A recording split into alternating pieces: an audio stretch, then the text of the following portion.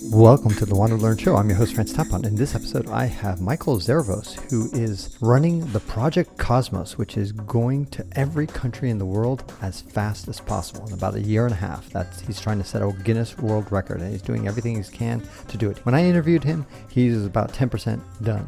Now, as I release this episode, he's about 20% done. He's just trying to get some of the toughest countries out of the way first, and of course, those countries are mostly in Africa. Since I last talked to him, he knocked off Libya, Gambia, Guinea-Bissau, Liberia, Sierra Leone, Mali, Burkina Faso, Niger, and Morocco. Right now, he's in the Republic of the Congo, and he's going to the Democratic Republic of Congo is next, and then to Angola. By the time this weekend, I'm hoping that he should be somewhere in Angola, and then he'll have about 2 weeks in Southern Africa where things are relatively easy. Enjoyed this episode where I introduce him, and I'll be following him throughout his journey, so he'll be back on the episode every now and then. What is Project Kosmos all about? It's crazy, right? Yeah, it's crazy. I guess crazy to some. I don't know if it's crazy to you. So Project Kosmos is my journey to every country in the world faster than anybody in history. But coupled with that, I am collecting stories about happiness in every country I'm going to. I'm asking one question to everybody I meet. If they're native there, I ask, what is the happiest moment of your life? Interesting. Okay, we'll get into all this stuff, but the first thing that everybody pops in your mind is like, why? Why are you doing this? Yes, the why comes from, well, I mean, an easy answer is that I love to travel, I love thrills, I love a challenge. But I think it comes from a more personal experience during the pandemic. Actually, even before the pandemic, I had horrible depression for 7 or 8 years, kind of veering off course of I'm in the film industry. So I kind of... Documentaries or? Feature films, okay. Yeah.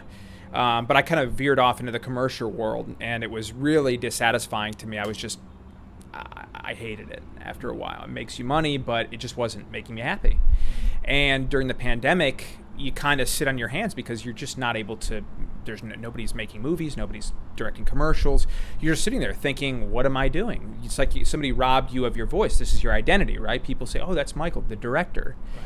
And you realize, well, is that all I am? Is that all I can do? And I wanted to be more than that. I realized I am more than that. I'm Michael. I can do many things. And I wanted to tell stories in a different way. So my desire after I got out of the pandemic and out of the depression was I wanted to help other people with their happiness too. And I wanted to explore happiness in other countries to show that people could have happiness wherever they go, whomever they are, because it's all over the world.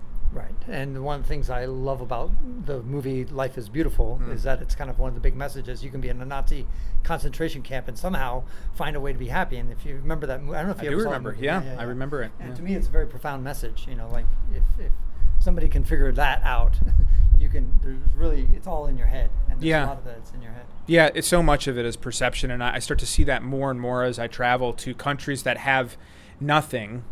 And people still find ways to give. People find generosity from nothing, and they also have smiles on their face, and they will welcome you into your home. They're joking, they're smiling, they're laughing, and somehow they live happier lives than people with everything in the world. Right, it's a paradox. Yeah. Now, you were unhappy at the very beginning of your journey, when you took your very first country, leaving Detroit, your hometown, and you went right into the heart of the lion, Moscow, Russia, because of the hard thing to get a visa, and you want to get that one over with. Yeah. And tell us about how you got detained there. I'm sure a lot of people know that the relationship with the U.S. and Russia is not so good right now.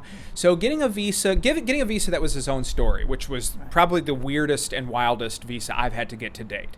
But putting that aside, once I actually got to Russia, I got off the plane, you go through like little bits of security, and you finally presented with the typical border security. And I realized there's a bunch of people that are sitting there waylaid, waiting to get in. And I realized that they're all waiting to get through security because Russia said you couldn't get in. And they were people from Ukraine, there were people from Western Europe, there were people from all over the place. They were just sitting there for hours and hours. And I was just about to do that same thing. I went into the line. I know very little Russian, but the woman, like a very stern Russian woman, she looked at the passport and she looked at her friend. She's like, Amerikanski. And that was all. I'm just like, oh, shit. Amerikanski, Yeah, that's American. Amerikanski. That's, you don't want to hear that. We're going to pick up that story for 1 second. Hold on.